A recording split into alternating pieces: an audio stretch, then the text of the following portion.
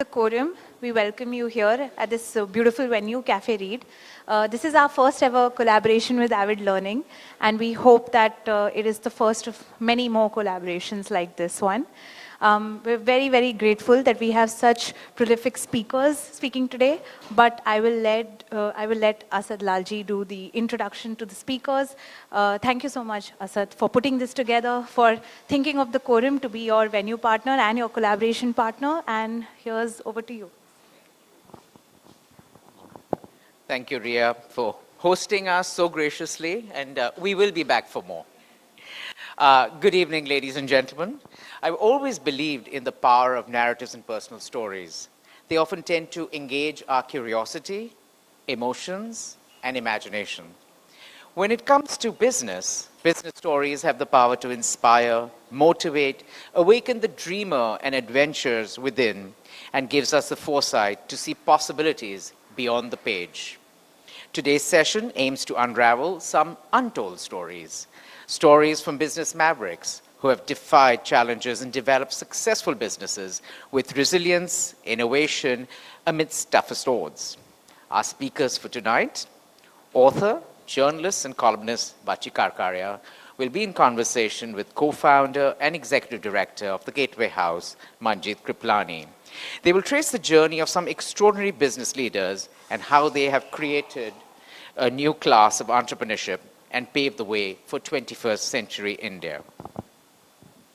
This session is presented in collaboration with the Quorum and Juggernaut India, celebrates Bachi Karkaria's new book that captures the extraordinary life of India's top hotelier, Captain C.P. Nair.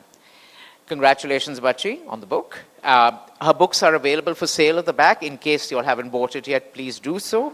And so without further ado, I'm going to now invite our speakers to start. Please remember, put your phones on silent, but start using them, start posting, reposting. Remember to tag us. Our handle is @AvidLearning. Hashtag is learning never stops. So look forward to a fascinating discussion, and thank you once again for being here. Ladies. Thank you so much, Asad. And Bachi, I'm so happy to be with my friend on the same days. So Bachi, we have a lot to say. Both the books are wonderful. Actually, there are many Indian businessmen are really among the best in the world. I met two of them this afternoon, two great families, the Godrej family and the Birla family. There is the SR family right here, Ria family. There is nothing in the world than an Indian businessman because they know how to adapt and they know how to overcome hurdles, and therefore they tend to be really very successful, but their success is not feted as much as it should be. So these books are really wonderful, Bachi. We want to just say... You want to mention Mr. Jaishankar? Yes, I will in a minute. And also one of the great businessmen of India, Mr. Rahul Bajaj, who just passed by, where a biography of his is also out. So it's a good thing that we are recording these great people who are inspiration to other generations, as you said. So I'm going to start out with something that our foreign minister, Mr. Jaishankar, said today. He, as you know, we've been entertaining, the Ministry of External Affairs has been entertaining the heads of state who've come from, hundreds of them from all over the world for the last 2 days at a conference. And yesterday, Mr. Jaishankar said this. He said, India at 75 years of its independence is at a juncture where it should put behind it the idea that it needs to get approval from other quarters, that others define India, and that we have to be confident about who we are. It's better to engage with the world on the basis of who we are rather than to try and please the world by being a pale imitation of what they are. The idea that others define us, we have to get behind us. So, Bachi, what could be more appropriate than a description of these two fine gentlemen who you have described in two of your books, Captain Nair more recently, and Rai Bahadur Mohan Singh Ooberoi.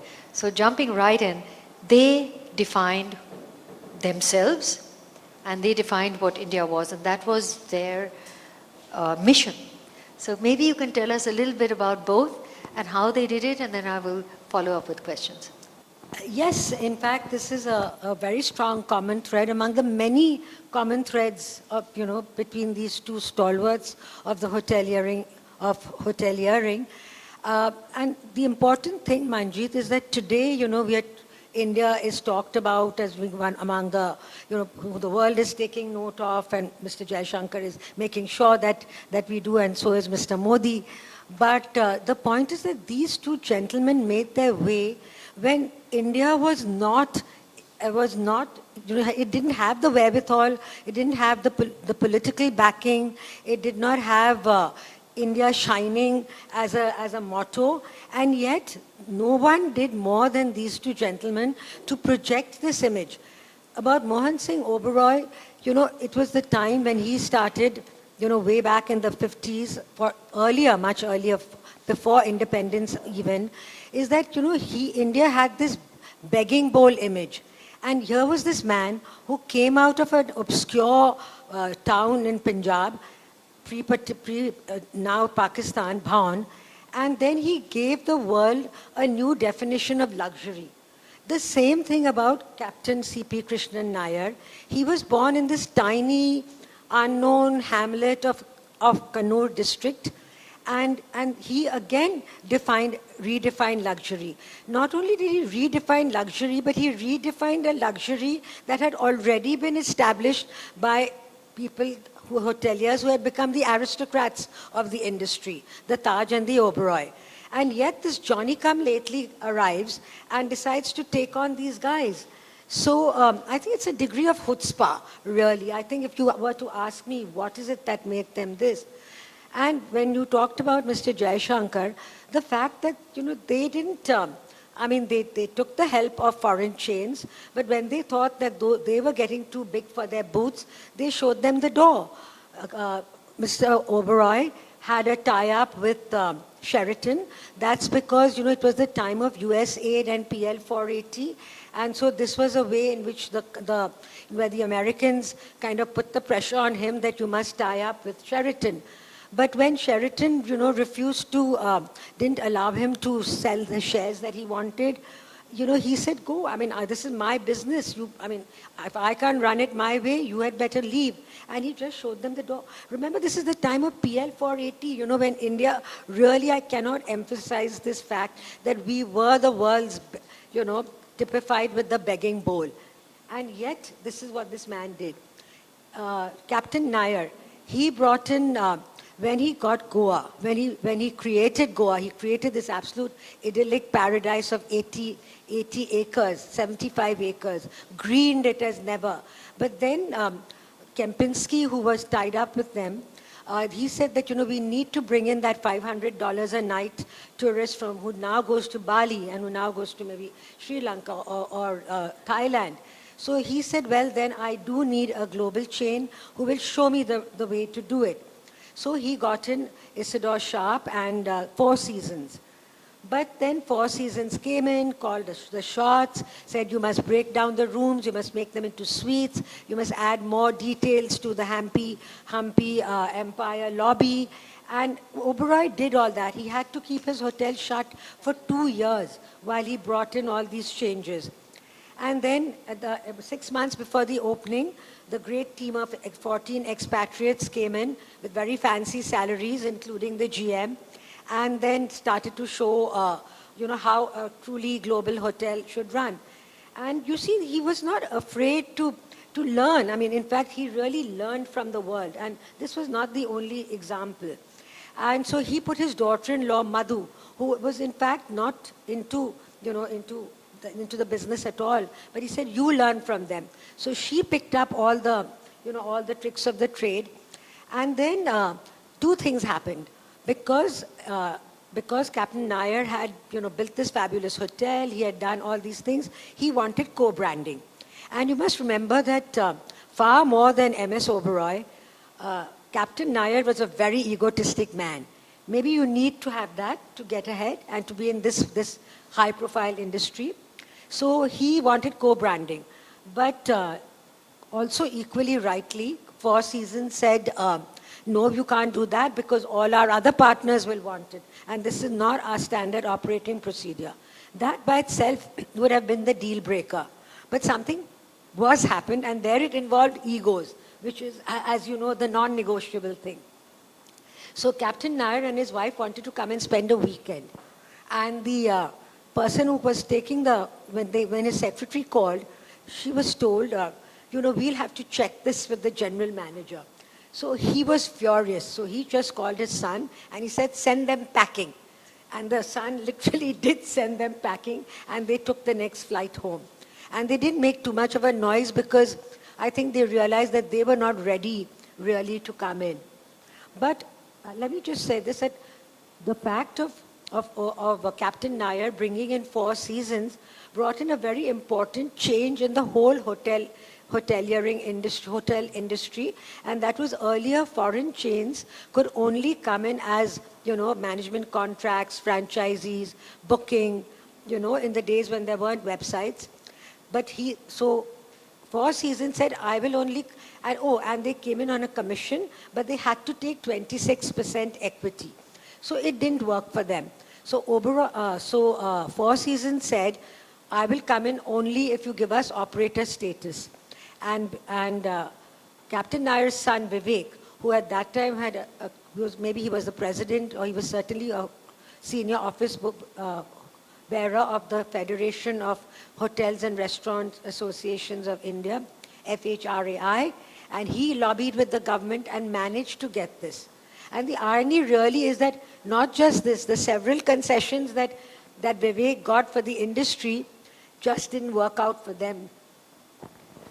But they also, Bachi, both these gentlemen, and I would say also really Indian promoter families, family-driven businesses, they know when to hold and they know when to fold.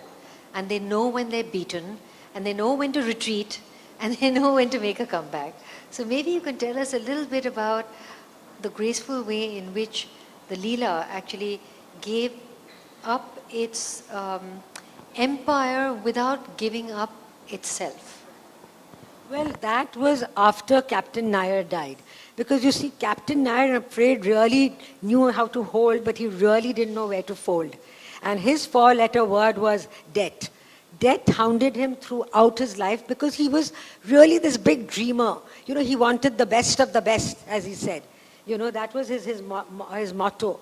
For himself also, because he was always in these very fancy bespoke suits, a bit over the top.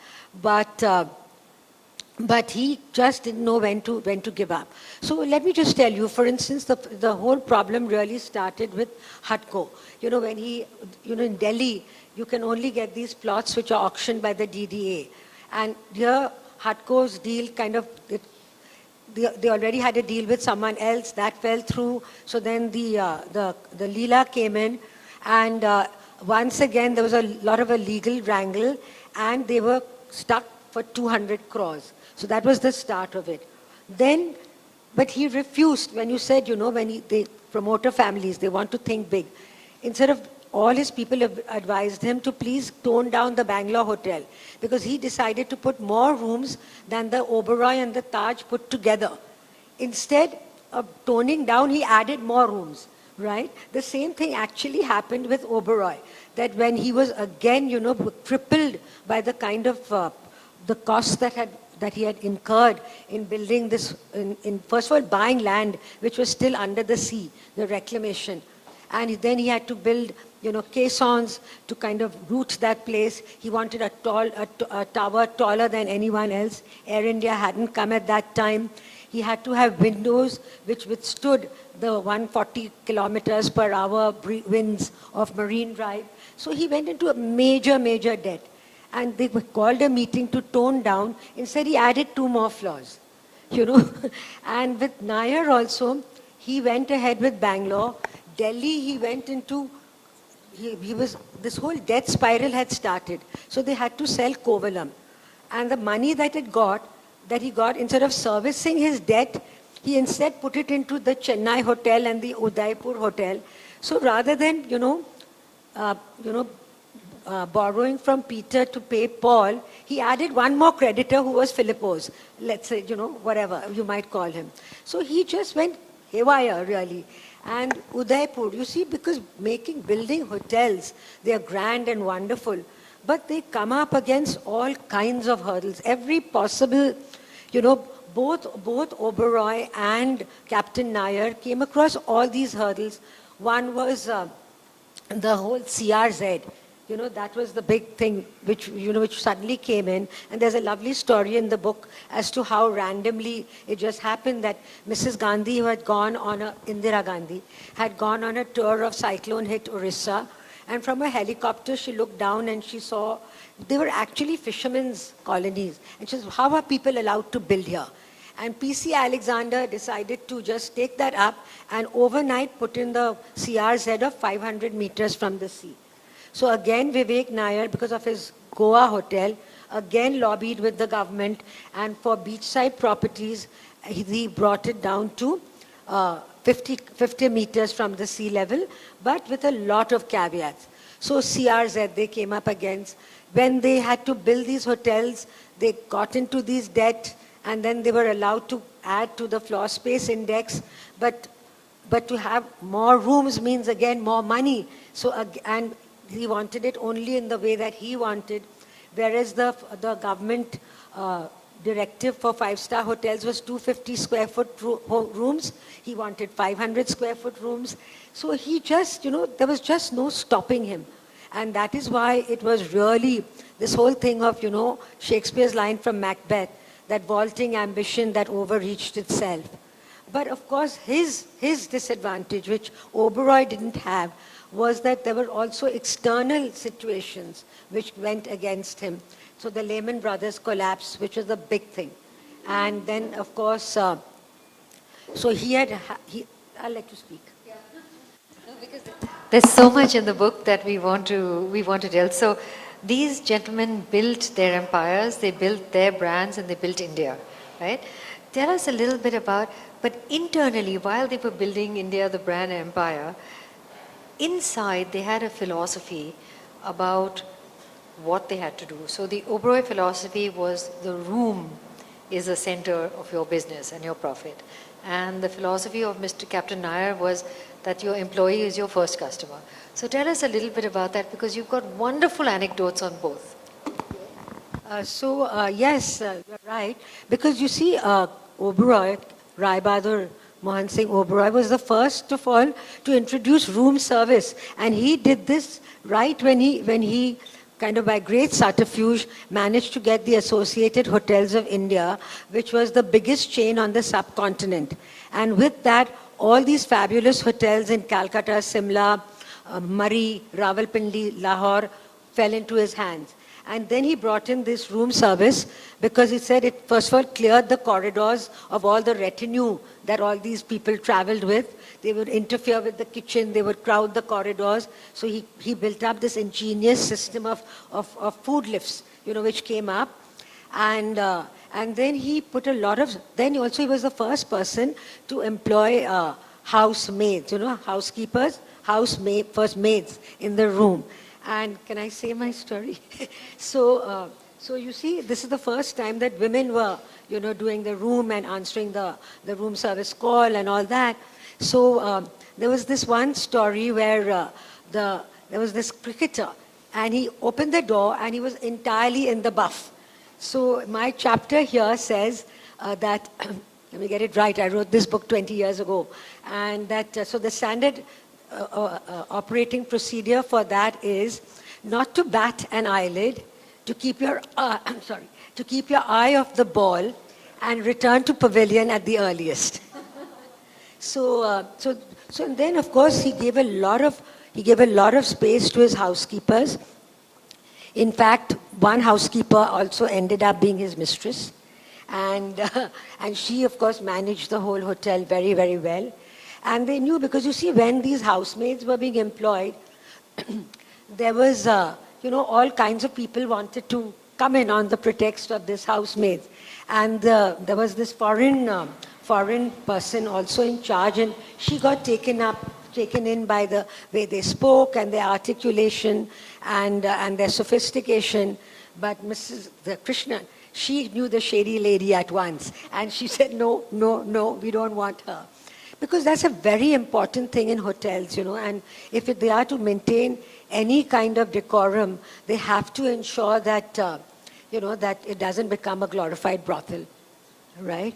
So, and as for Captain Nair, he really, even Mohan Singh, I mean, all the founders, all the pioneers, they were just so connected with their staff. I mean, they knew their names, they knew the illnesses that their wives were suffering from. They were always there to give a big hand, helping hand to them. So in Captain Nair's book, we really do have this chapter which says a heart for all seasons, and the things that he did for the people.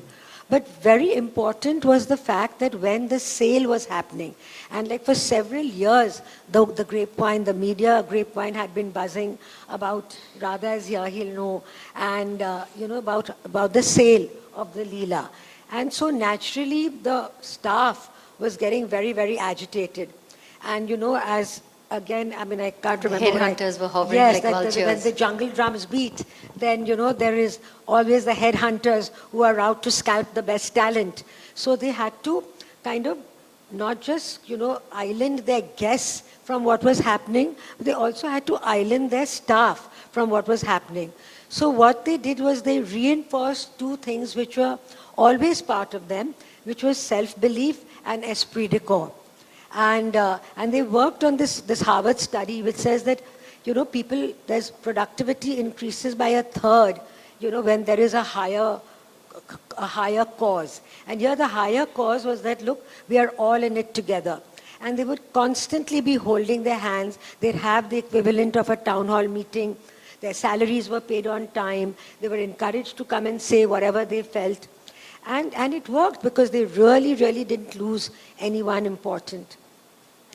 And also they continued to, because of this, they stayed on the best hotel list for all the top. So even while this crisis was happening, they kept winning all these awards. And in fact, when Udaipur finally won best hotel in the world, besting the Ooberoi, that was when the Brookfield sale had already happened. So it was a very institutionalized perfection that had been done. And I think there, even like JRD, who said that, strive for perfection, strive for excellence, and perfection will follow. So going back to these two men, and maybe we can talk to one or the other, what did these two men have in common? What were their characteristics? And a little bit about their backgrounds, because it's quite similar, and I think this is reflective of a lot of Indian businessmen. I would say the majority of the Indian businessmen who do not come from elite backgrounds but have all kinds of other home benefits, as it were. So maybe you can tell us. Well, today's philosophy is stay hungry, and that is what they were. They were, they were really hungry as well, right? Literally. Yes. So because they didn't have, neither of them was born with a silver spoon or even a metal spoon, but they did have this ambition. So I think the overriding commonality between them is this really, really huge ambition. It's again Browning's line which says, but a man's reach must extend his grasp, or what's a heaven for? And I think these people really, live that. So I think it was the ability to think big, but at the same time to not forget the small. And with Ooberoi, it was really, keep your, think really, really, grand, but don't forget about the price of the potatoes. And that's where his wife, where Mohan Singh's wife, because in the early years it was a struggle when they took over Cecil Hotel Clark's Hotel in Simla. They were poor, they didn't have anything. And he had to borrow from his mother's friends. And that comes to their second point, that both these gentlemen had very strong mothers who really, really, they were simple women. Right? They didn't come with management degrees or landed families or anything, but they knew the power of the network. And as we know, network enhances net worth, right? So that's where, like Mohan Singh Ooberoi's mother, his father died of cholera when he went to lay the railway lines. So the mother was, greatly humiliated in her marital home, and she said, "I've had enough." So one night she just picked up her year-old son and walked, I forgot however many kilometers, to her father's house. Now her father was a kind of a local money lender, and therefore very connected with all the fiefdoms of the Punjab. So that is why this one misfortune got Mohan Singh, his father's death, got him connected with all these landed gentry of Punjab. So when he wanted to get the funds to build, to buy these hotels, he relied on them. Captain Nair's mother, Please tell us the pickle story. yes, Madhavi Amma. So Madhavi Amma kind of knew that she had to give her boy an education. So she also, found the local, biggie to kind of get this boy into school. And that's another story. But she managed to do that. Then she managed to get him into the next secondary school. Again, really persuading people. But Captain Nair's biggest mentor or door opener in the early years was VP Menon. Okay, now here your Malayali network, kicks in. So Madhavi Amma, VP Menon's second wife, was from Kannur. And so Madhavi Amma said, my boy is really homesick. He's in Delhi. At that time, he was a wireless officer in the army. And he said, will you please take for him this bottle of prawn pickle? So this humble jar of prawn pickle got him into the ambit of VP Menon, because he went to give it. Mrs. Menon said, stay for lunch. She was a very formidable lady. So this young man was, intimidated, and he said no. But as he was leaving, this Rolls Royce rolls up, and the window is put down and says, "Hey, are you Krishnan Nair?" And he says, "Yes." He says, "Come on inside." And of course, you couldn't look, no. So that's how VP Menon, came and, got him all kinds of advantages. Also, both their mothers were dedicated to their sons. Both the mothers. So I think you had written very beautifully that how Mr. Rai Bahadur's mother would walk 6 kilometers every day to drop him at school, and then during the day 3 kilometers both ways, and then she'd go and drop him his lunch so that he could carry a lota of water. And so yes, to refresh, so that he'd do better in the second half if he had a good wash. Yeah, and ditto with Captain Nair's mother, who really dedicated herself to him and then pulled off this coup de grace with her prawn pickle. So I would really urge all of you to read the book. The story is only half complete, but it's delightful.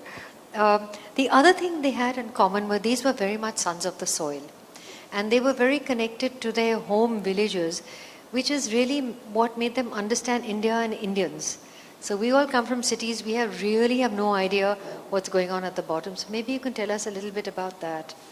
Yes, you see, even Mohan Singh Ooberoi, like even when he was 90 and I was talking to him, because when I interviewed him, he was 90. I never got to interview Captain Nair, that's another story. But because he had died in 2014, I did this story in 7 months at gunpoint because of his birth centenary, which was in February. But of course, then COVID happened and everything got delayed, so I could have had a few more months to work on it. But trust me, the book doesn't suffer because it was written in a hurry. And sorry, where were we? So even rooted in their villages and understanding India. Mohan Singh Ooberoi, even at 90, would still talk about his mother's mathri. He would talk about her lime pickle, which would last for 20 years with no problem happening, and very, very dedicated to her. And even to his wife, wife also came from that same background. And even though Mohan Singh Ooberoi did have a series of mistresses, some very famous, very, very close ones. And I must tell you that this old gentleman, he's had a stroke, he's 90 years old, he's this charming, lovely teddy bear of a man. And, and I would send him my questions, And I would go on the weekends to Delhi because I was still working.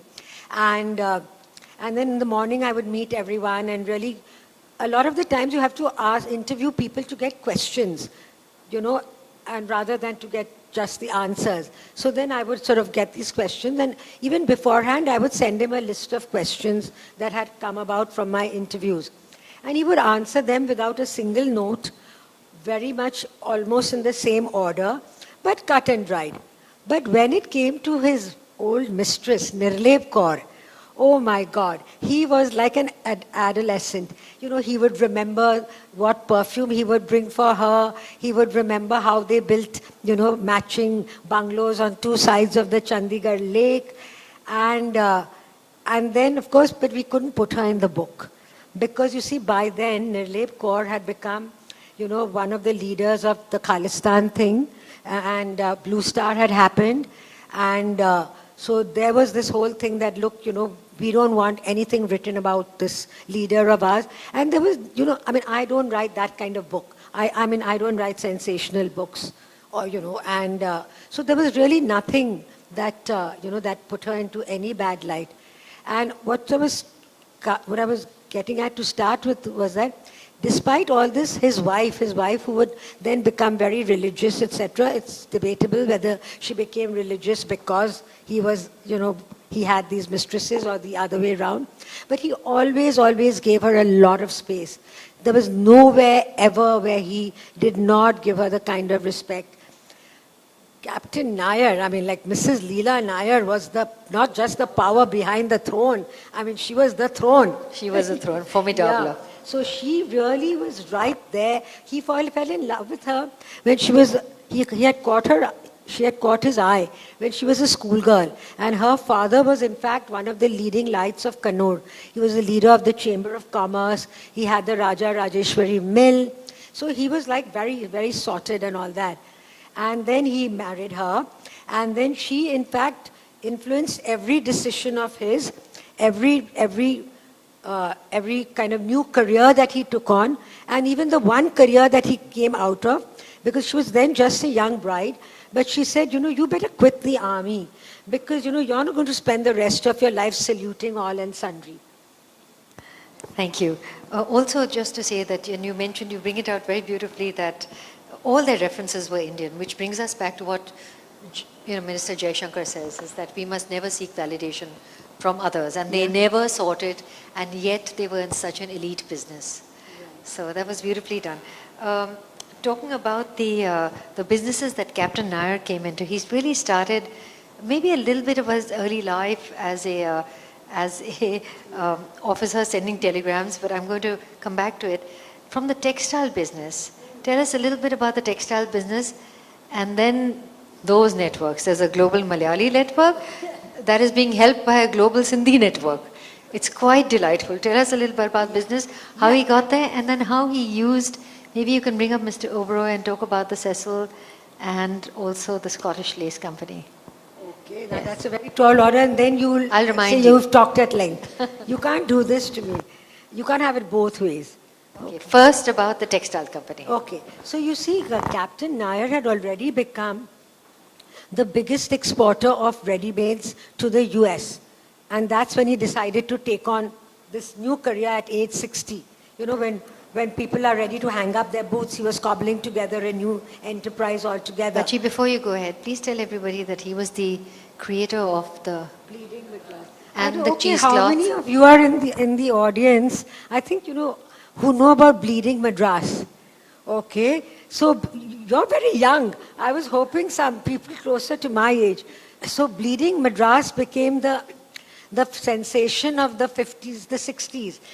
All of us in college wore Bleeding Madras. And he's the man who actually promoted it in America. Because he was already in the textile trade, and this big importer called Jacobson had arrived.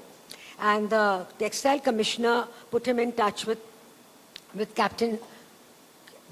was already captain, with Captain Nair. And Captain Nair sourced this fabric which used to be worn by the Kalahasti women of Tamil Nadu, Madras. It was a bold tartan check. It had a certain warp and weft. can't remember the exact thing, it's in the book. And it had the vegetable dyes of all kinds of things which were kind of held together by gingerly oil. So it also exuded this fragrance. But the thing which excited Jacobson was that you had to wash it in cold water, and with each wash, the colors bled, which meant that with each wash, you had a different fabric, you had a different garment. So Jacobson was very excited, and he kind of sold it to people. Brooks Brothers in the US was the first to pick it up and made this whole line of, sporty jackets and shorts and shirts. But Mr. Jacobson, in his excitement, had forgotten to mention the important fact about not washing it with others, about the bleeding. The strength which was actually the weakness. So then, it kind of, they put it into the washing. whites. Yeah, and not only did they get one new garment, they got all their garments were different. So of course there was this big legal case, but Captain Nair's lawyers washed him clean of the entire controversy, because he said, look, I told you. And then of course they turned weakness into strength. Because then David Ogilvy did a campaign and wrote, guaranteed to bleed, so as long as you washed it separately. So he's the one who promoted this big thing. And then everybody, they just couldn't have enough of it. And then there was this... there was the other cloth that they introduced. Cheesecloth. Even cheesecloth again. Cheesecloth, it's that crepe, it's that crinkly crepe, which became a big sensation, and all these export garments... Somewhat like Siyasaka today. Yes. All these export garments were very much, made with fabrics like this. And so you see, this is Captain Nair, who kind of is very rooted in the textile tradition of Kannur. His father-in-law has a mill. He has started by, being a kind of a global sale agent for his father-in-law's mill. And then he starts setting up his own factory for all kinds of, everything happens. Then he starts making, because you see the rag trade changed. Because instead of importing textiles, now everybody wanted to import ready-mades. And that's when your Sindhis come in. But before we go to the Sindhis, can you tell us about the acquisition of Leela Lace and the references that came with it? So Leela Lace became another trendy fabric in India. But so again, Mrs. Nair sees lace in England and says, oh, we must make it. We must make it. So when Mrs. Nair has a will, then Captain Nair has to find a way, right? Now, these lace has to be made on these big looms, which were only manufactured in Scotland and Nottingham. So he goes to his mentor, VP Menon, and says, what do I do? So VP Menon says, look, you have to go and get the looms from England, where I still have contacts. So he makes a few phone calls, I will not reveal right now, and says, okay, now you go. If you've run into trouble, call him.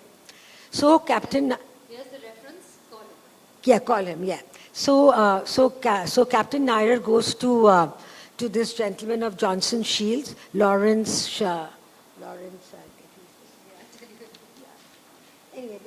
Mitchell, yeah. And so this man only imports his machinery to Europe and America, and here's this unknown Indian who's come up and says, I want to buy your machine. So he says, look, I'm sorry, I can't sell it to you, I don't know who you are. So he says, sir, if you don't mind, may I use your telephone? So he says, yes.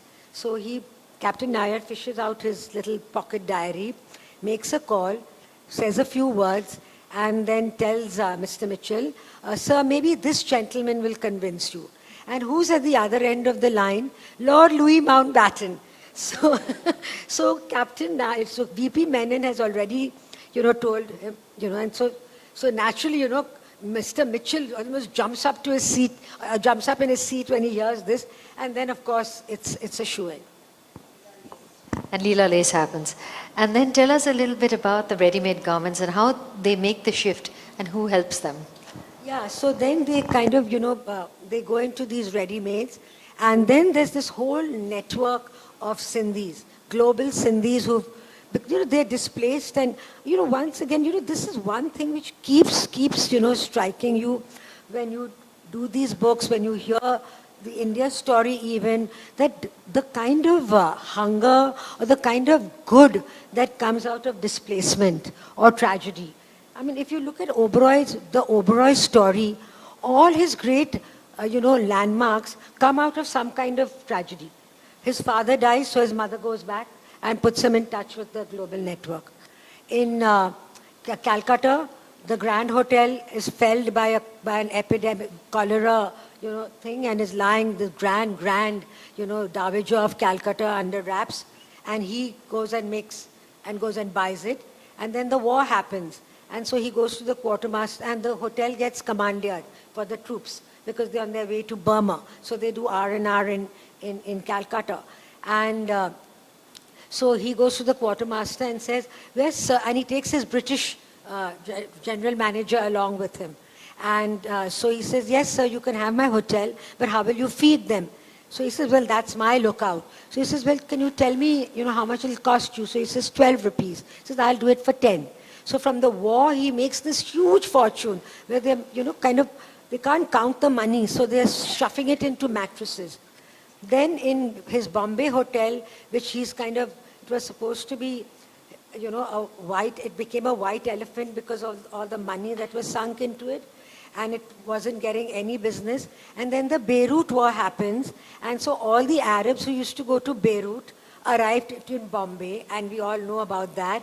And so suddenly Bombay has another tourist season, the rains. The time when hotels spend their time swatting flies and doing other things, suddenly there's a tourist season.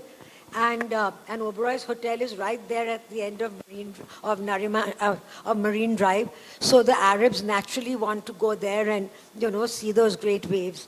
So things like that. So the Sindhis, they're the most displaced community. But we all know the Sindhi story and, how global they all became. So I'll tell you what started was Murjani. You remember Murjani jeans? So he had tied up with Gloria Vanderbilt. And they How were many the people remember Murjani and Golab? Oh, more. Yeah, okay. And so they were the first jeans, they were advertised as the first jeans designed for women. So, suddenly the jeans sort of moved from cool casual to hot sexy, right? So, and Murjani got equal billing. Gloria Vanderbilt, on the back pocket, he in the chain pocket, yeah. The Swan, yeah. And now Murjani wanted to kind of go the whole hog. So he wanted to get, shirts, blouses to go with the jeans. So he contacted a friend of his, Melwani. Melwani told his sister, Meenu Thadani, to please source them. So now this is the time when Captain Nair is already ready to start building his hotels. Because while he was doing this textile trade, he was at the Waldorf Astoria, saw these hotels, and he said, "This is what I must bring to India. This is what we must have in our country." But he has to get the money for it. So he tells his son Dinesh, "You please reactivate our textile business." So Dinesh doesn't have a factory, he doesn't have any of this, but he has inherited his father's contacts and maybe also his father's go-getter genes. So then he tells Meenu Thadani, "Look, give me part of the order." So he gets part of the order. He quickly, rustles up a factory where he can do this. And then one thing leads to another, to another, to another. And then there's, he's selling his bleeding Madras. In the audience is a very quiet Indian, the only Indian. His name is Sham Sani.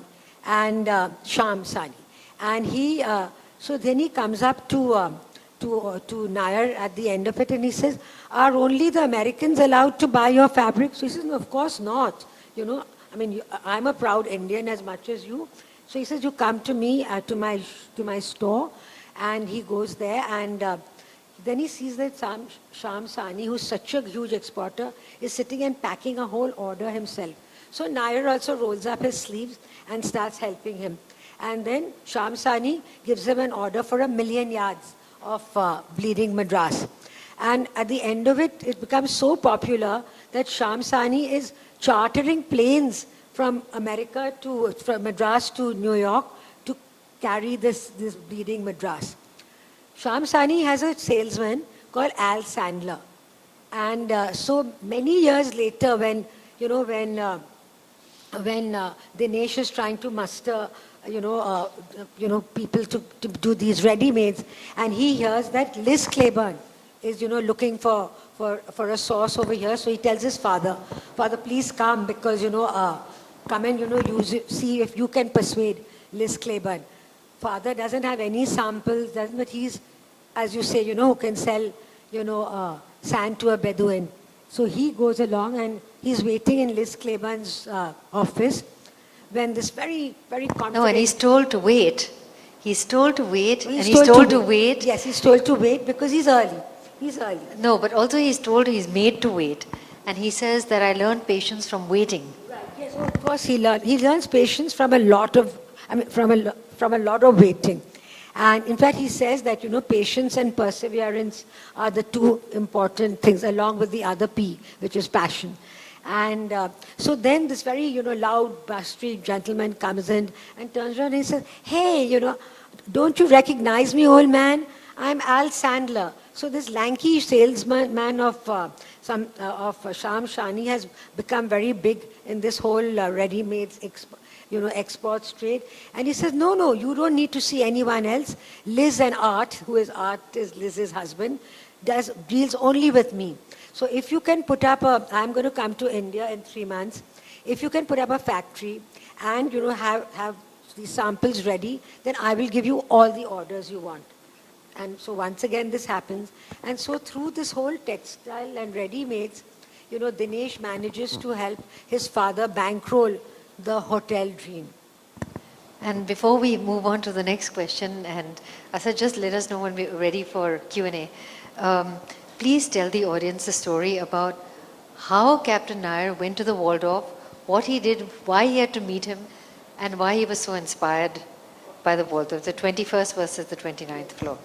Okay, so there was this other big exporter, Bill Axelrod, no relation to Bobby of Billionaire fame. And he walked into, Captain Nair would go to all the trade fairs and be showcasing his fabrics and all that. So this guy walks into one of the Chicago trade fair and says, I'll buy whatever you have. So come next day and meet me and we'll discuss the details. So he says, well, where do I meet you? So he says, I stay at the Waldorf Astoria. So Captain Nair has done all his homework while he's kind of been, meeting all these textile boards. He keeps going to Waldorf Astoria. He keeps tipping the bellboy, tipping in very Indian fashion, tipping the bellboy, tipping the liftman so that he'll get the salutes, right? So when he goes to meet Bill Axelrod, he... Excuse me, he also checks himself into the 29th floor. So he has checked himself. Bill Axelrod stays in a suite on the 22nd floor. But Captain Nair has checked himself into a suite on the 29th floor. And so when he tells Axelrod, I'm here, why don't you come up to my suite? Come and meet me at my suite. So Bill says, well, where are you? He says, I'm on the 29th floor. And so Bill, shock and awe both, and he goes up. And the first meeting, Captain Nair doesn't discuss any business. He says, let's not talk business. Tell me about yourself. Tell me about America. And he has this bottle of Chivas on the table. And he sort of puts this man absolutely at ease. And only the next day they meet at the Peacock Alley restaurant. And then they kind of work it all out. And then, he gets again for 2.5 million yards. And that is his lesson, that one of the lessons that, never, when you go for a business deal, never seem too eager to get it. Never show your eagerness to get it, but do your homework. It was just a delightful story. The book is filled with these wonderful anecdotes that bring Captain Nair literally back to life. One thing about Captain Nair that he did was he and his wife both had a green thumb. And so before climate change became fashionable, they had already pioneered it, but also created Since the Mughals, I don't think we'd seen gardens like that. So tell us a little bit about that. Yes, I mean, if you were to really ask me, what is the one thing that distinguishes him, was the greening that he did. You know, it wasn't just a green thumb, it was a hand, leg, arm, everything. You know, and so even when he made Sahar, when he had Sahar, he greened the whole area up to the domestic airport, even though that was not, it didn't belong to him.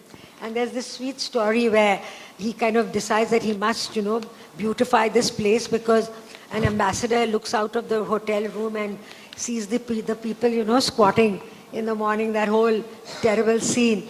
And so he asks, what are they plucking? And a guy on the side says, whispers, they're not plucking, they're planting.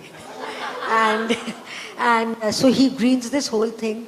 In Goa, he kind of creates these 75 magnificent acres, creates a whole kind of sky-clad aviary, because he even plants the fruit trees so that the birds can be fed as well as the guests.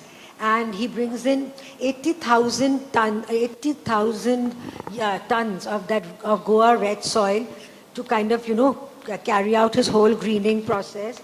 When there's a spice conference happening, he again brings in every possible shrub from Kerala to, all the cardamom, the elaichi, the cinnamon, and sets up a whole spice garden.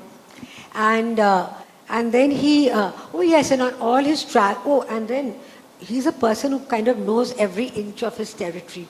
So Mamad Khan, who was his advertising guy, tells the story that, when he was going to get the brief, he said, normally you expect a general manager to meet you, but there was Captain Nair himself already waiting, and he took him on a round of the whole property.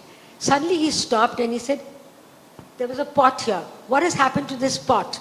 And not just a pot with a plant, but he knew the name of that plant.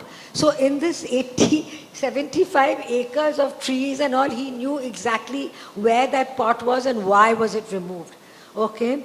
And then every time he traveled, he would come back with 2 suitcases at least full of saplings and seeds. And his Malis were his dearest friends.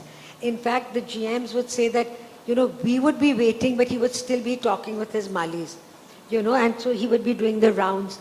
And the Mali said that, he would bring all these seeds and people would give him seeds, like the Princess of Thailand gave him the rare standing lotus. And if you've been to the Leela at Sahar, you'll see it. It's right in front of the coffee shop. And then Mandela gave him South African mangoes, of different colors. So those were also planted. And so he would bring this. And once he was on a visit to Sao Paulo, and suddenly he sees this beautiful tree. It's a plumeria, which is quite similar to our champa, but it has different colors and shapes of the flowers. So he tells the car, stop. Tells the driver, stop, stop, stop. So this man goes. He's already, I don't know how old, well past, because he's only started at the 60s. No? So he's probably in 70 years old. He scales the wall and jumps into that garden, and to this totally bemused hand, he says, can you please give me a cutting from this tree? So he takes it and then he hands the fellow $100 bill, just, by way of thanks, and he brings it back. And the plumeria in its, 9 different shades is really the signature tree of all the all the Nair Leela hotels. And so, also, once a sapling was brought back, they recreated it. Yeah, because his Malis, recreated everything. They said, once we got a plant, we propagated it, we never ever had to buy, that plant ever again. So, Bachi, so many stories I could carry on, but I understand this is now time for Q&A. So, anybody would like to ask a question, put up your hand, identify yourself, and ask the author. Go ahead. So I'm Mudit Jain. Fascinating stories, Bachi. And you knew the man because you interviewed him. I didn't know a Captain Nair at all. Oh. I never met him. I had to come in to salvage a book, which didn't get done. Yeah. But from the various interviews and stories you've heard of him, he seemed like a born entrepreneur. What would you say that because these qualities, either you have it in you or you don't have it in you. So could you elaborate a little bit more and just... Well, yes, I mean, as we know, like the Malayalis are quite born entrepreneurs, and they sort of always, can, sense an opportunity. And he was very good at sensing opportunities, the whole textile trade, the fact that he of course he had it in him. And, see, he was again the son of a very, they were actually a very low caste, the Vanyas, So they were very low caste, but his father was a kind of a glorified peon, in the revenue machinery. So he had access to houses. His mother used to sell copra for a living. And yet, this boy kind of just found opportunity and grabbed it by the forelock. And I think that is it, that, you can't sit there even waiting for opportunity to knock. You have to kind of drag it in. So yes, of course, he had to have, I cannot say entrepreneurial genes, because, no one in his family had them, but he just made it. And I think it's this whole thing of being able to dream. And, it's just pure chance that both these books have got dream in the, in the title. But it really is this ability to dream and then capture that dream and work towards it. And for Ooberoi, it was really daring to dream. And for him, it was really about capturing the dream. Despite the very, very humble circumstances of their birth. Thank you. The gentleman at the back. My name is Anand. Merci, gracias for the wonderful stories, good lessons. My question is, with these tenacious persons, very, very driven, in today's India, and set aside the COVID effects, but would they be driving forward? Would they just fold and do something else? Because 65% of India was 17 years ago less than 30 years old. Now the demographic dividend is going to be a time bomb. And I was pushing it in Paris at an internship, wanted a job there. That didn't happen. That was the selfish reason there. But this whole thing about tenacity, it's fine to be tenacious. So does it still exist today, post-COVID? Yeah, would entrepreneurs like this, post-COVID, would they still have a chance to dare to dream? Right? Well, this is COVID. There were equally, defeating circumstances when these people built their empire. So I think, out of hardship, that is really where your steel is tempered, in that furnace. And, the good ones stay on and the bad ones fall by the wayside. So I think, yes, because COVID has once again thrown open the challenge at how do you work around these circumstances. And yes, the economy is in bad shape, but we've already, seen the green shoots, coming up. And we all really have to be very optimistic about it. Because if you say that, COVID has happened and the hospitality industry is really the first to get hit, because of all the global forces, but they are inching back, and now the hotels are all full. They've in fact, got, occupancy rates as good as pre-COVID. Yeah, maybe it's got to do with all this revenge tourism that is happening. But I think, I think hardship is a great, preparation, yeah. It's the furnace. It's really the furnace where the steel is there. I think really it's what we were talking about, that they know when to hold and when to fold. And when you see the writing on the wall, then it is really stupid to hang on and, keep sinking, more and more into that death spiral. And actually... Is that what it is, or is it that they didn't let go at the right time so that the gave it to the professional management to run it and run the company well, rather than just kept holding on to it till the end of their lives? Well, I think, yes, their egos were very much in this business. And you see, and the thing with, I can't speak for PRS Ooberoi because I have not followed that part of the thing. But you see, with Captain Nair, his hotels were doing very, very well. He was among the highest taxpayers in the hotel industry. All his profits were excellent. So when he decided to go for that Udaipur hotel and the Delhi hotel, which were his killers, he had said he would issue these FCCBs, foreign currency convertible bonds, and he was very confident that these bonds would be bought, that the people who would buy them would convert them into equity, and everything would happen. But then Lehman Brothers happened, and that kind of threw everything, all equations out of the window. And then the people who had bought those bonds got spooked, and then they didn't want to convert them into equity, they wanted to sell. And then now this man had to borrow at these very high rates, then he had to borrow from Indian banks. So the whole domino effect began. And yes, where they were at fault, where he was at fault, was that he should have been mindful of that bottom line, and that debt which was really staring him in the face right from the time of Hardship, which was right in the beginning. So actually that chapter is entitled Till Death Do Us Part. But I must say that for the Nair group, I'll just read that epilogue. It's a short. And also Bachi points out in both the fact that the names still belong to the families. The Ooberoi is still the Ooberoi and the Leela is still the Leela. So they managed to retain that. So in fact, I mean, I do know about the Leela, that whatever terms that they did with Brookfield, it was to ensure that the brand remained intact. And I guess a company like Brookfield, which was a newcomer in India, this was the first, they were a Canadian asset management company.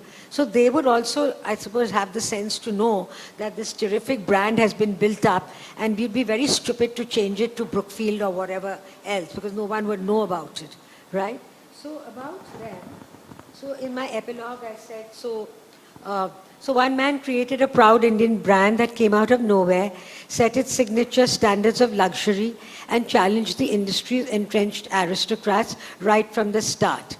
32 years later, Captain Nair's sons had to let go of all the hotels they owned or managed, barring the Leela Mumbai, which had thrown down the gauntlet in 1987.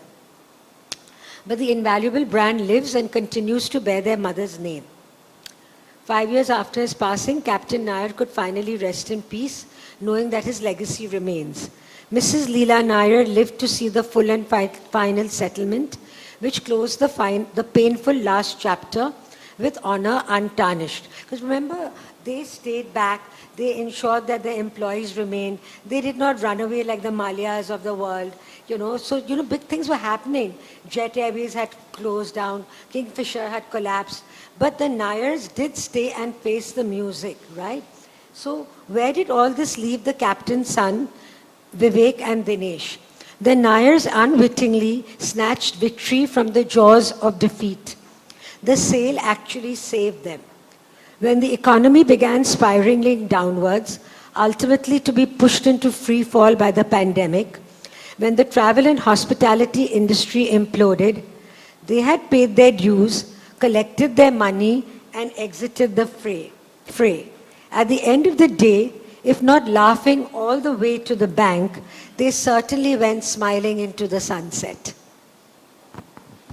This is a perfect way to close this conversation. Bachi, your book is a delight. It is a learning, and really should be all business school students should be reading it, and all of us should be reading it too. So I urge you all to please get the copy of the book. And thank you, Asad, for arranging this and for letting two friends talk to each other. Thank you, Manjeet, for so skillfully actually getting a word into Bachi, letting her not talk throughout. No, sorry, but it was a wonderful discussion. We could sit here and listen to you for hours. So now I have one question for you. You've got two dream books. The trilogy needs to be completed. Who's the third one? Perhaps it could be a woman entrepreneur with the other Nair name. Just a thought, suggestion. But thank you very much for all of you all for coming, and to our partners, Coram, Ria, if she's around, for partnering with us, and Jagannath. At Avid, we don't really stop programming. We did that in lockdown also. So our next program is on Sunday. It is Morning Ragas with Ustad Amjad Ali Khan at the Royal Opera House. This is also an in-person event again. And then on Wednesday the 4th, we have a panel discussion, Mercantile Bombay, A Journey of Trade, Finance and Enterprise, which will be at our headquarters at SR House. For more information, just check out our website or stalk us on social media. Thank you once again for coming and have a wonderful evening. Thank you, Bachi, and thank you.